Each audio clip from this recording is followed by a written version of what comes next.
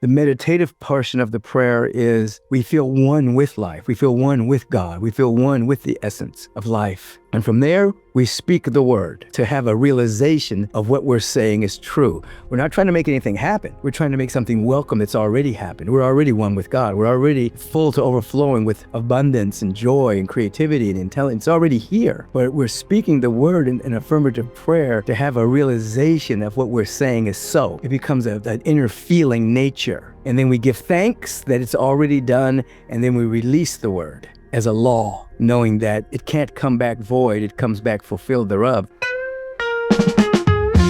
Welcome to the Radical Responsibility Podcast. I'm Dr. Fleet Mall, and I'm excited to guide you on a journey of authentic transformation. In each episode, I'll bring you insights from leading experts to explore trauma recovery, mindfulness practices, positive psychology, and innovative breakthroughs in health, wellness, and life optimization. This is a space for real conversations that inspire meaningful change, helping you find alignment with the person you are always meant to be. Let's get started.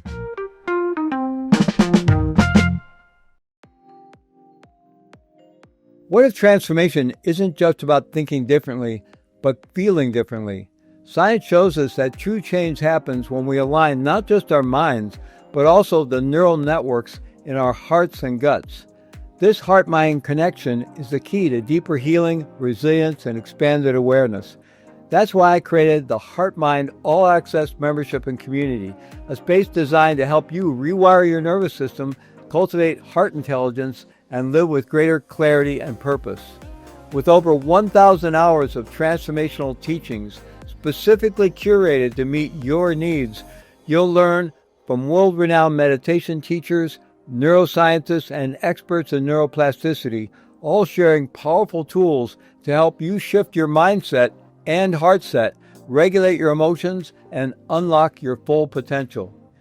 You'll also gain unlimited access to every summit and course we've ever produced, a treasure trove of wisdom worth over $10,000 and growing, plus live gatherings and an inspiring global community to support your journey. If you're ready to step into a more heart-centered, connected, and conscious life, I invite you to join us. Click the link to learn more and start your journey today. Have you ever wondered what it truly means to wake up and stay awake in a world full of distraction, division, and despair? Today I'm joined by my dear friend and spiritual brother, Reverend Michael Beckwith, founder of the Agape International Spiritual Center and a global teacher of meditation, affirmative prayer, and awakened living. Together we explore how sacred disciplines of meditation and visioning are not just personal tools for inner peace, but catalysts for global transformation. Reverend Beckwith shares stories from the front lines of his journey, from honoring Nelson Mandela with the Gandhi King Award to speaking before the United Nations, offering us a rare look into how spiritual practice meets social action. We dive into the power of affirmative prayer, the role of community in spiritual growth, and the call to evolve from a paradigm of consumption to one of contribution. If you're seeking a deeper experience of freedom, purpose, and compassionate service, this conversation is really for you. So let's begin. My name is Dr. Fleet Mall, your co-host for this session, and I am thrilled to be here today with Reverend Michael B. Beckwith. Welcome, Reverend Beckwith. Fleet, it's my joy to be with you, brother, always. It's so great to see you again. We had the opportunity to have a conversation like this some 3 or 4 years ago, and I've really been looking forward to connecting again. So, Dr. Beckwith, I'm hesitant to ask you to try to encapsulate this in just a minute or two, since we have a lot to cover today in our conversation. But it would be great to start with a little bit of your origin story, if we could. And you've been a leading voice in spiritual transformation, guiding thousands toward deeper awakening for many, many years. And I'd love if we could start with maybe a personal moment. There was something that really shifted things for you, a challenge, an insight, or a breakthrough that propelled you toward a spiritual path and meditation as a central practice in your life, and then the teaching career that you've manifested. Absolutely. Thank you. When I think about origin story, I always have to go back to when I was a senior at USC, psychobiology major. My path, I was going to med school, actually. And I was having a series of inner experiences that at the time I labeled pathological, hearing an inner voice, having vision, tremendous lucid dreams, astral traveling. There was a lot of stuff going on. And so at that particular time in my life, I thought I was losing my mind. And it culminated with a lucid dream in which I was killed. In this dream, it was very painful. Two men held me down, and one stabbed me in the heart with a knife. And the pain physically was excruciating. Emotionally, it was excruciating. And I died. When I woke up, I could see that I was surrounded by this such beauty. Everything was glowing and glimmering. And the love that penetrated my being was beyond anything I experienced. And I could see 360 without my eyes. After that, I couldn't get back in the box I'd been living in up to that moment. And I went on a research to discover what had happened to me. And that's when I bumped into the mystical teachings of Jesus. I bumped into Gautama the Buddha, the Upanishads, Dhammapada, Walter Russell. A lot of individuals fueled my zest to discover what was going on with me. And so that's a very short, brief cliff note of an origin story. And then a little while after that, I was sitting in a living room and I said out loud, I said, okay, what do you want me to do? I was having these great expanded awareness. I said, what do you want me to do? Like that. And the phone rang, and there was a woman on the phone that I went to high school with, and she told me that she'd been thumbing through her high school annual, and she saw my picture with my phone number, and that the presence of God within her told her to call me because she was going through a lot of troubles in her life. She called me, and I began to, at this point, I didn't have any degrees. I wasn't a spiritual therapist. I wasn't a minister. People just liked hanging around me. And I began to counsel her. And she began to tell people about me. And people would call, listen to me, send donations. And then I discovered there was something called a spiritual practitioner, spiritual therapist. And I said, oh, that's what I'm supposed to do.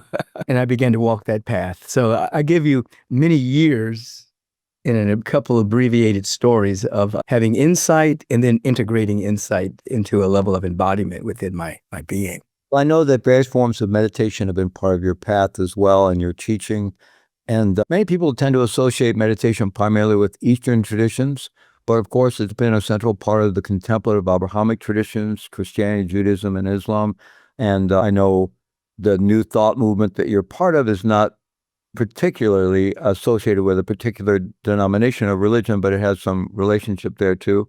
And so it seems like some kind of practice to at least initially go inward and make a deeper relationship with ourselves and our mind is central to spiritual journeys. So you've created an incredibly robust trans-denominational community at the Agape Spiritual Center. So I'm wondering, what are some of the ways that you've integrated the spiritual practices and meditation methodologies from the various traditions you've explored into what you now offer at Agape? Our foundational practice at Agape is meditation. Obviously, what arises out of that is affirmative prayer and life visioning and things of that particular nature. But we definitely incorporate the deep mindfulness and the stillness that we get obviously from the Buddhist tradition, the yogic traditions, to open ourselves up to a deep sense of self-awareness. They used to call us also the Sufi end of the New Thought movement because of our celebration of joy and ecstasy and bliss in music and dance and movement. We also participate with pranayama. It's also a part of our spiritual practice at Agape. So there's been a nice weaving of the different traditions into the practice of meditation. I teach my own version of the Vipassana meditation. And so every single service that we have at Agape is always preceded by silent meditation before we go into the message and the music and the celebration and the fellowship. So it's very integral. So all of the different traditions and different cultures of the world have their particular entryway into the sacred silence and the sacred solitude and the sacred stillness. And I think based on my exploration, there's just been an amalgamation of them in a way that fits our community. And very powerful. I still believe that meditation is the primary transportation to true transformation. And so that underlies everything that we do at Agape International. I'm just in my last week of teaching a 5-week meditation class, Meditation Evolution of Consciousness 2.0. So every year I teach it for hundreds of people couple of times a year as well. Yeah. So I want to explore the other methodologies you've developed, affirmative meditation and life visioning. But first, I'd like to explore our current topic a little further with you. As you mentioned, the silence that allows us to connect deeply with sacredness, with the divine, or just with the depth of our own being. What is it about silence and entering into deep transformative silence that has such power to get beyond the superficial level of our experience into the depth of our experience and really connect with something meaningful and even divine or sacred? Yes. When we give ourselves permission to become still and quiet and go into the noble silence, we begin to be able to tell the difference between the noise of the world. I call it oftentimes the sea of mental garbage. It's the social milieu of thoughts and opinions and points of view and agendas that people have on us.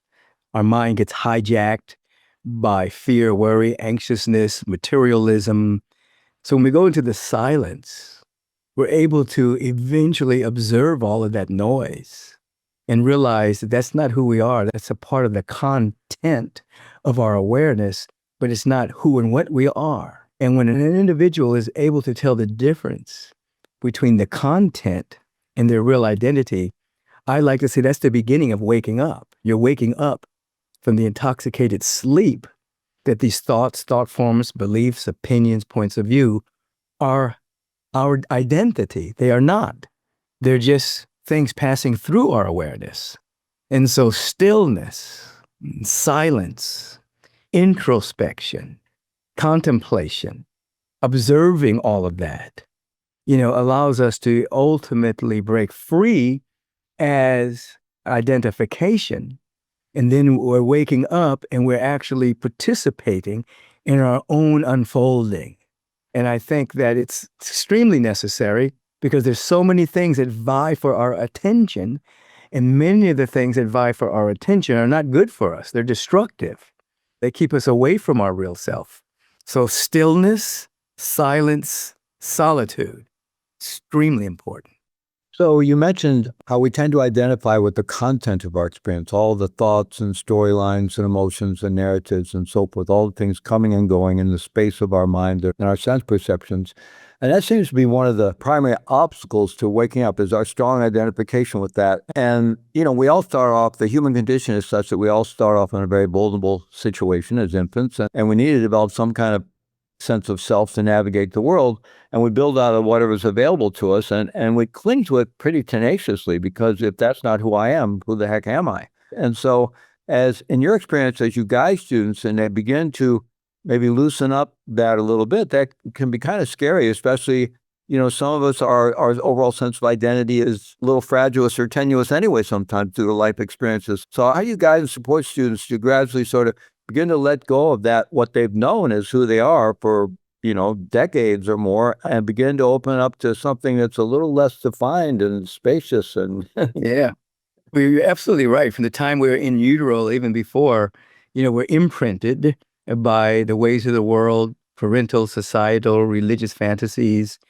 And we had to develop a way to cope with all of that, all of these imprints, and defend. So the ego obviously assists in protecting that limited temporary identity, how we've humanized ourselves.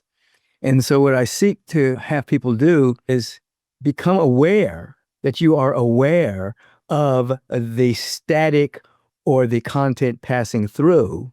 And obviously, in the scientific terms, there's something called, the observer effect, that whatever you become aware of, you change at a subatomic level just based on observation.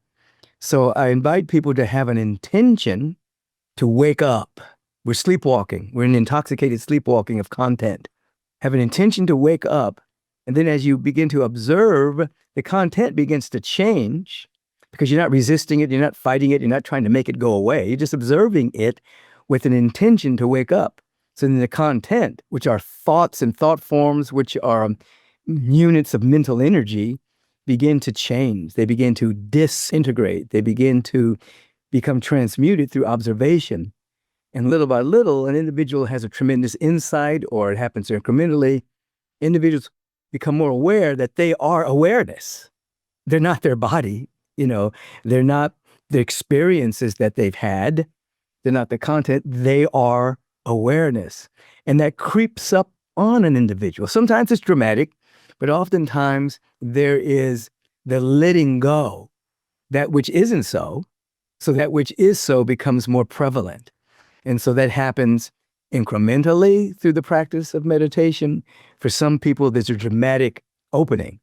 And so the idea, as I try to teach people, you're not trying to become a good meditator. I mean, becoming a good meditator, that's a good thing, learn how to meditate, but you're actually trying to wake up. You're really not trying to just be a good meditator. You're actually trying to wake up, because people don't quite understand that there's really no good or bad in meditation. They're just different states of it. So that's kind of how I approach it. Well, following up on that good meditator notion just for a moment, in terms of sort of meditation, I don't know, technology, if you will, you've been somewhat describing the path quality as well. And sometimes it's incremental, and sometimes people have major openings, and you had some fairly profound openings at the beginning of your life that set you on this path. I think when people hear about such experiences, or even have glimpses of such experiences, and sometimes maybe want to go right there or go right into sort of the fruits of meditation without having really trained the mind or stabilized the mind somewhat. And I'm wondering how you see that. And you mentioned you teach kind of your own version of Vipassana, that training of the mind such that the mind is stable enough to then go through that process you were describing, however incremental or sudden at times it might be, but that there's a structure to have that experience, to hold that experience. Right. I appreciate everything you're saying. It's absolutely true, because everybody has a tendency to want to jump to the fruits or jump to some great awakening or something to that effect. And most of the time it's not like that. I think in the Japanese language is the word kinsho, which means it's the slow burning away, cleaning up the filters, and you have a transformation that sometimes it's like a thief in the night. You don't even know you've changed until you start getting feedback from the world or other people, or the fruits of love or compassion or forgiveness or patience start to emerge in you, and you realize, oh, I'm different than I was last year. And sometimes people do have a Satori moment where it's like, oh my God. But I train people basically to, one, establish an intention to wake up, and then place your attention on the intention until sometimes that intention actually can carry a feeling. And then I invite them to have simultaneous awareness. Of course, I'm taking them through this on their breath, because it's impossible to breathe in the future or the past. So the breath becomes an anchor point for the present. So an individual is embracing their intention to wake up. They're aware of the breath. And then then we load in. This is the first time I've ever meditated. Whether an individual is a veteran or a newbie, it's always the first time. Beginner's mind, childlike nature, however you want to describe that. And then I invite them to go into deep, lowly listening, but not with your ears. Your awareness produced the ears, just like your awareness produced eyes. So we have a spiritual faculty of hearing the inaudible and seeing the invisible.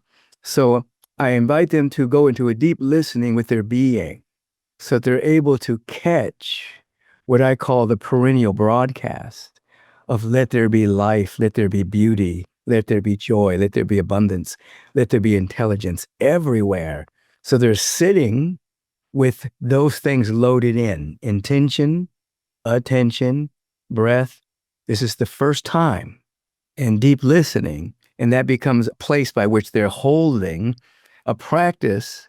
And two things occur. Obviously, there's the letting go of the mental debris that happens, but also the subtle bodies are becoming more stable and more strong to carry more of the cosmic energy, more of the energy. It's becoming stronger little by little. So if someone does have some kind of insight or an opening, the subtle bodies can hold the energy. It's not going to fizz off. It's not going to, like a wire that can't carry that kind of energy kind of fizzes, and, it won't do that. You'll be able to hold it, notice that you are becoming more you. It's not that some foreign thing is coming. You're actually peeling away the layers of content to see that who you are, even before you incarnated on this planet. I love what you said about the primordial broadcast, which is quite different, I take it, than the broadcast we often put Yes. in our ears, and the "What About Me" broadcast. Right. And also, I really appreciate what you said there about the development of the subtle body such that it can hold this energy. Because otherwise, sometimes, we start to develop, especially if we do any retreats or a lot of prayer, we start to accumulate some spiritual energy of us. So, but then we just leak it off as fast as we can because we're not used to holding it. We don't have a structure for it. And Absolutely. also, even though, as you mentioned before, we're not just the body, but it seems like an embodied approach to practice can be helpful in that the body, mind, spirit are all on a spectrum. So as we connect with the breath, as we connect with an embodied kind of presence, that takes us from gross body to subtle body, and we start to kind of build that inner architecture of the subtle body, the awakened subtle body that can then really be a vehicle for our continued development. I wonder if that resonates with you. Oh, absolutely. Oftentimes what happens is some people may have like a tremendous opening, but as you said, it disappears really fast, or it just becomes a memory of something that happened years ago, but they haven't embodied it. Now, a structured practice, allows you to slowly be able to build up those subtle bodies so you're able to hold the energy. So if you have a moment, it doesn't just become a memory of something you tell your friends about, 3 years ago, this thing happened, and I saw the light or whatever it was. So it's actually it's like exercising, and you're building up something subtly, but it's still being built up, and you're able to hold it. You're able to hold more of the cosmic wattage, so to speak, because your filament, your instrument is stronger to hold it. And so it becomes ultimately a way of living. It's not a destination to get somewhere called enlightenment. It's more of a way of life that has tremendous fruits of patience and kindness and compassion and love and generosity and creativity. And then if a tremendous, magnificent moment happens, it gets integrated into your practice. It's not a one-off, it's integrated. That's extremely helpful. You really kind of laid out the classic path of meditation and meditative development so beautifully, and it would resonate across traditions in many ways. Within that foundation, then you've developed what you call affirmative prayer and then also the life visioning process. I wonder if you could kind of walk us through both of those. Well, obviously, when we talk about affirmative prayer, we are not talking about begging and beseeching some kind of reluctant deity to give us anything. We're beginning with the awareness that our life, of course, is never separated from the divine. We're one. There's a real unity with us and the presence, by whatever name you want to call the presence. And so in prayer, we're opening ourselves up through gratitude, being very grateful that we are awake and alive. Just being grateful is a prayer, but just being grateful makes you available to the grace and the bliss that's happening everywhere. You become available to it. So we become grateful, and it helps us begin to recognize that there is a life, a beauty, and a presence everywhere. The meditative portion of the prayer is we feel one with life. We feel one with God. We feel one with the essence of life. And from there, we speak the word to have a realization of what we're saying is true. We're not trying to make anything happen. We're trying to make something welcome that's already happened. We're already one with God. We're already full to overflowing with abundance and joy and creativity and intelligence. It's already here. But we're speaking the word in affirmative prayer to have a realization of what we're saying is so. It becomes an inner feeling nature. And then we give thanks that it's already done, and then we release the word as a law, knowing that it can't come back void, it comes back fulfilled thereof. And it happens immediately. Immediately, the immediate ramifications are you start to produce tonic chemicals of the body. Your immune system becomes stronger. There's a greater coherence of the brain, just in prayer and in meditation. So affirmative prayer, we're affirming that which is already true until we have a realization and not just a belief, not just a philosophy or a hypothesis, but we actually are praying to have a realization so that we feel that connection of whatever it is we're praying for. So in the same way you talked about before, you talked about as we connect with the observer consciousness, with awareness, we get to identify more with that. And you said that we know that the observer, the active observer, actually changes what's being observed. You mentioned before, and that gets it kind of into quantum theory and so forth. So in this case, with affirmative prayer, the power of affirming our own divinity, our own sacredness, the reality of who and what we really are, actually has real physiological power to it, or subtle body as well as, I mean, it does begin to change our nervous system. And Yes. I wonder if you could talk about that. It really is transforming us at the subtle level as well as sort of the grosser level of our neurophysiology, and changing who we are through the power of that intention, the word, the affirmation of these truths. I Yeah. just want to follow up on that because it seems so powerful what you're describing there. It's absolutely true. I like to say you're recalibrating your nervous system. The nervous system holds thought forms of anxiety and anxiousness. And oftentimes people, they want to meditate or they want to pray, but their body and their subtle bodies are working against them because the nervous system is holding fear and worry and anxiousness and anxiety. So when you begin to pray affirmatively and coming into a deep resonance, a deep feeling of your oneness with the presence, whether that be love, beauty, intelligence, abundance, whatever the case may be, it starts to requalify your nervous system so that the nervous system starts to hold the frequency of love or unity or connection. And then, of course, that affects the whole body temple. And then that affects all of the subtle bodies. And so that effect in prayer is immediate. Now, the manifestation of some other things that a person may want to bring into their life may take a period of time, but there's an immediate effect that's now obviously registered with brain coherence technology and the measuring of auric fields and that, biofeedback and things of that particular nature.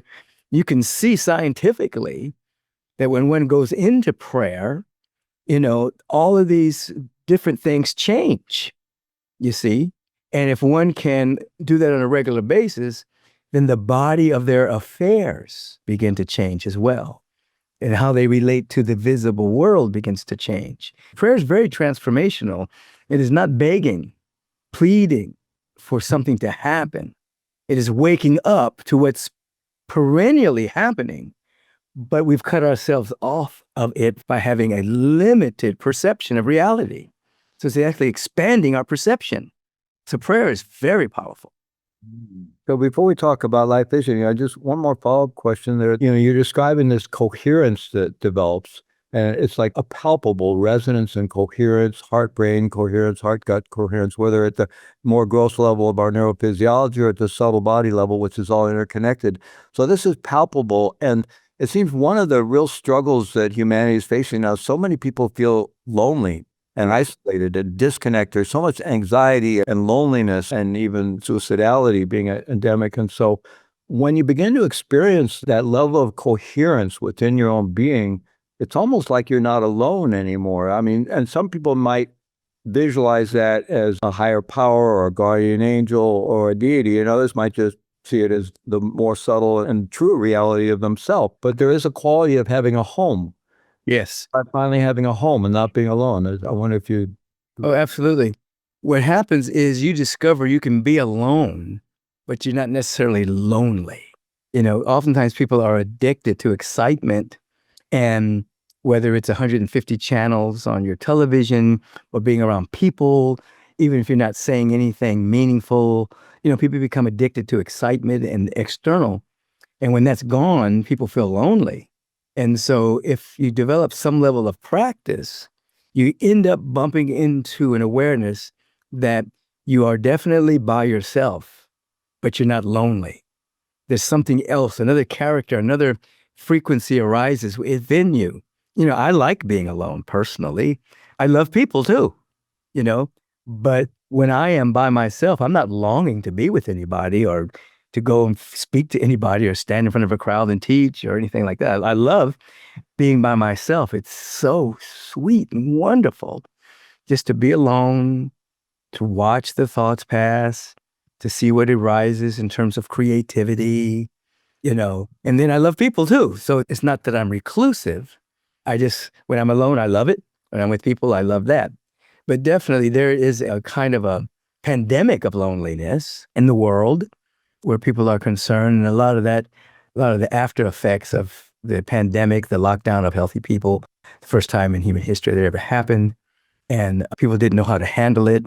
It created a kind of a scar tissue, some scar of the soul going through that, fear, doubt, worry, projection of worst case scenarios onto the future. And people are still healing from that. And then you have the language coming up about mental health being a very dominant language. And then you have contagion. And people don't realize you're not just contagion. Colds are just contagious. Thoughts are contagious, So you have a large groups of people have gone through this particular experience. And then the anxiety around it, those thought forms aren't staying in a person's house.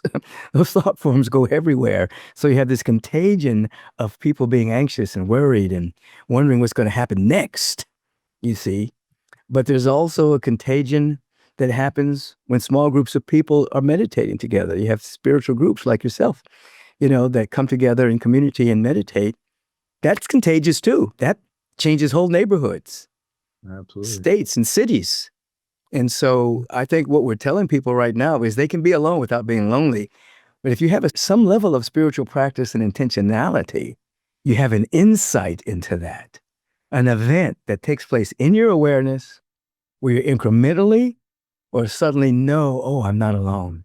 Oh my God, I'm surrounded by such love, such peace, a presence is here, Yeah. Beautiful. As you were speaking, I was thinking of from the New Testament, 2 or more gather together in my name, and then there's Yes, sent of the Holy Spirit in that way. absolutely.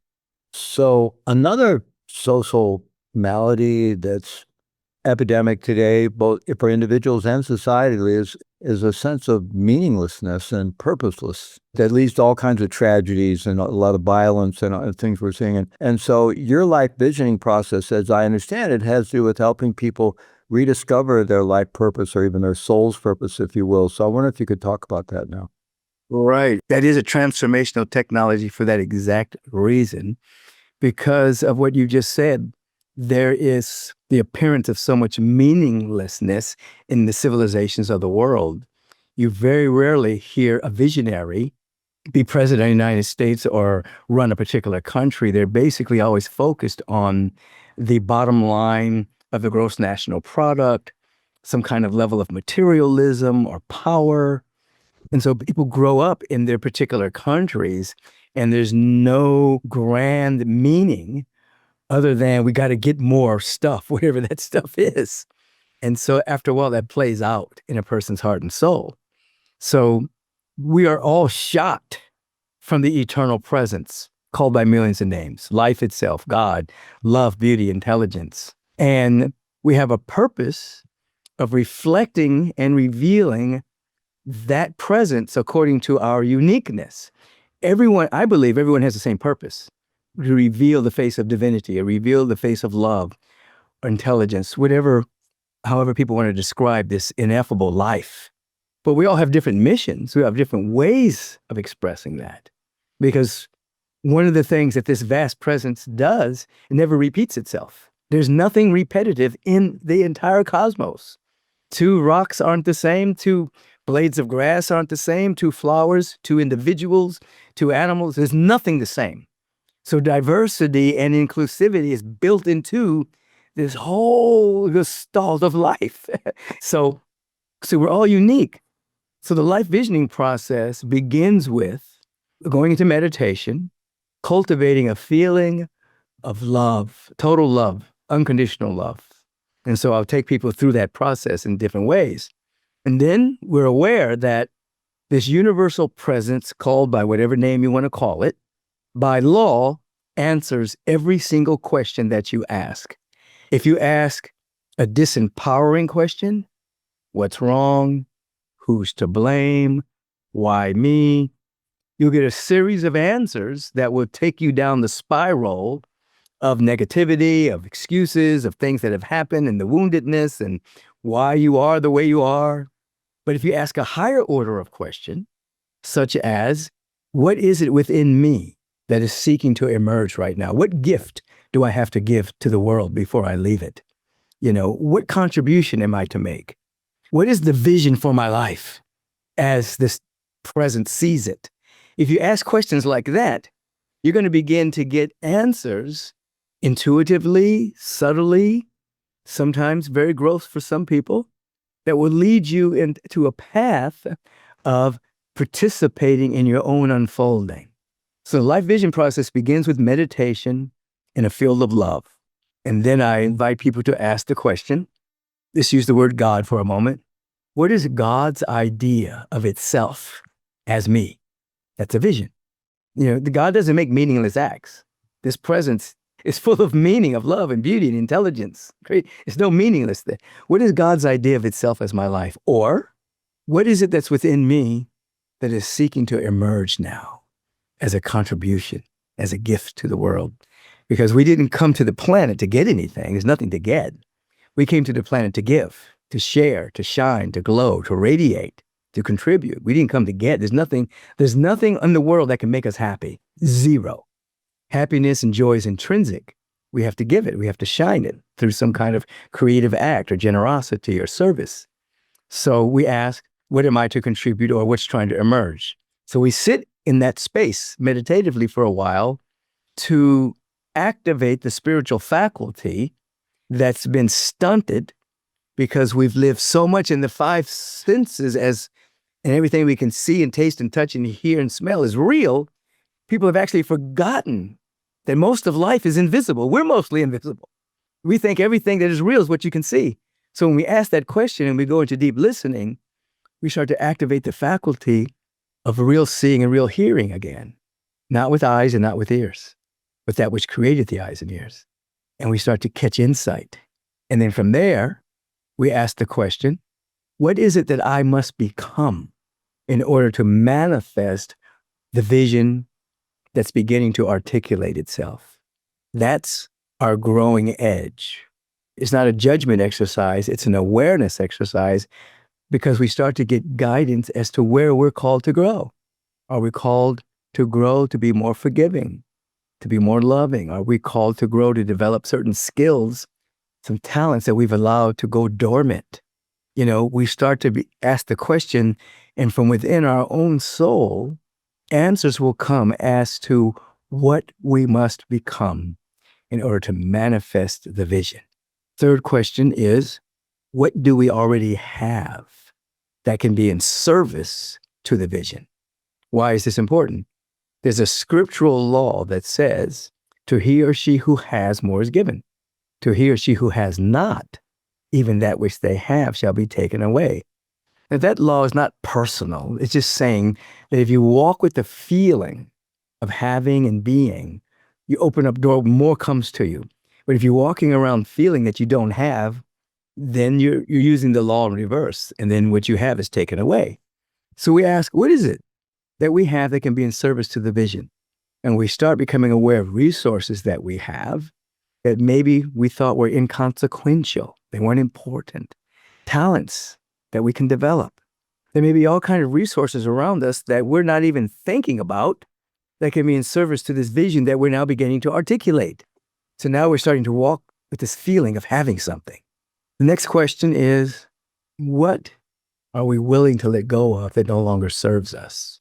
Conversations, other habits. We know these things, but sometimes we hide them from ourselves. And then we become willing to let them go. I mean, there have been things that we needed in the past. There may have been a certain defense mechanism that really protected us when we were going through some abuse as a kid. We had to have a coping mechanism, how to survive until we could become strong enough to look at it in the face. But what do we no longer need right now? What can we let go of that doesn't serve us? We ask that question, we start to get answers. And then we finally come into the feeling tone of willingness. Where there is willingness, there is a way. When there is willfulness, you create a vibrational wall. Willingness provides the way, willfulness creates a wall. So you come into the state of willingness. You don't have to know how to do all this stuff yet. You just have to be able to describe the vision, notice where you have to grow, embrace what you have, become willing to let go of what doesn't serve you.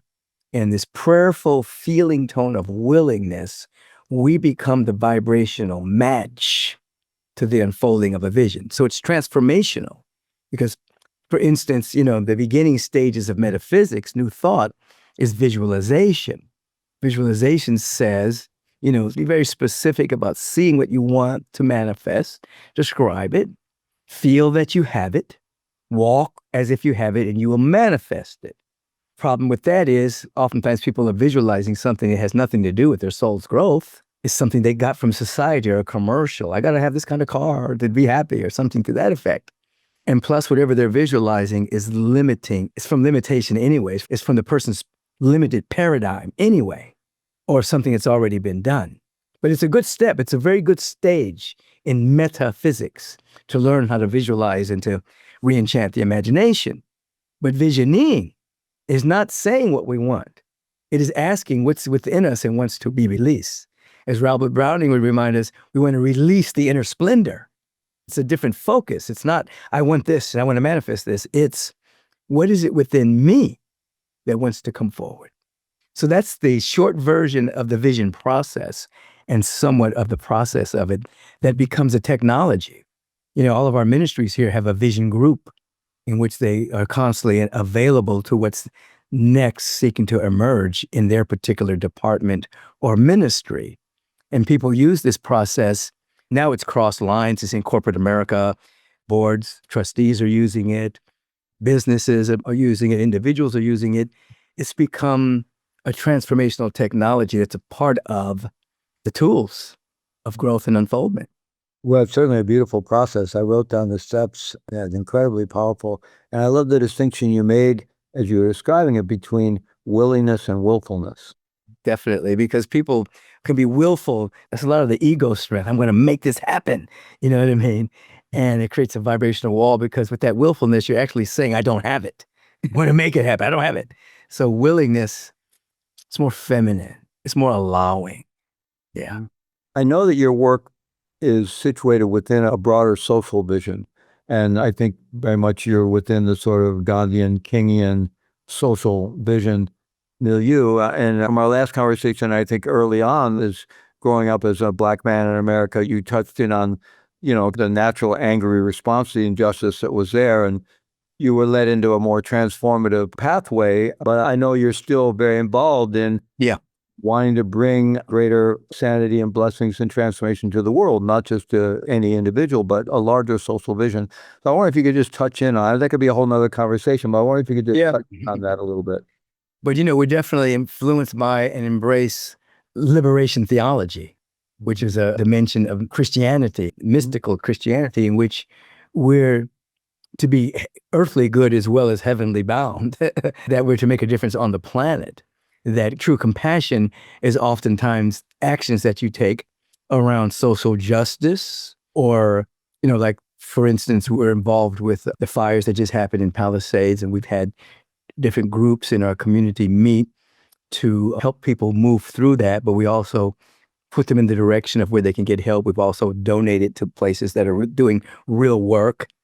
So whenever something happens, we always ask as a community, what is it that is ours to do to be in service of humanity? We're not going to cloister ourselves up and say and not see what's happening in the world. So we're always asking that question, what is ours to do in this particular event, tragedy, or circumstance? So we carry, on one hand, we're, unity, Vedanta, absolute, non-dual oneness with God. At the same time, all of that takes an action. It's karma yoga, where the true practice of unity is in actually doing service. So we have programs in our community like Sacred Service Saturday, where we every year have a Saturday devoted to, we contact many of the nonprofit organizations that we can in Los Angeles and now other states and countries as well. But it started off just in Los Angeles. And we flood these places with volunteers. We have all of our congregation go to these places and sign up and do real physical work or whatever needs to be done in these nonprofits, not to proselytize, not to get people to come to Agape, but just as an act of service. And then what happens is many of the people from Agape end up being permanent volunteers in these places. And many of those people in those places come to Agape. They say, who are these people? They're not asking for anything. They don't want anything. They're just coming to serve. So there's definitely part of our dharma is to be of service and speak. And we call, in our ministry, we call a thing when something's going on in the world that's not right or not in harmony with justice, we talk about it. Not with a blaming vibration, but with an articulation of this is what's going on. This is what's out of alignment, you see, and holding a vision for something better. Beautiful. Reverend Michael B. Beckwith, the founder of Agape, the Agape community, and the life visioning process and affirmative prayer. And thank you so much for the work you've been doing for many, many decades now and that you continue to do. And really wishing you and your community all the best. I know many in your community have suffered from the recent fires in Los Angeles area, and sending many blessings your way. Brother Flea, thank you so much for all that you're doing to help expand people's consciousness. Thank you for the invitation to be here with you today. It's my joy. Thank you for joining me on the Radical Responsibility Podcast. Remember, real change happens when we commit to our growth, face our challenges with compassion, and stay open to transformation. If you found this episode helpful, I encourage you to subscribe and help us spread the message of healing and personal empowerment. Stay grounded, stay present, and stay true to you. Take care.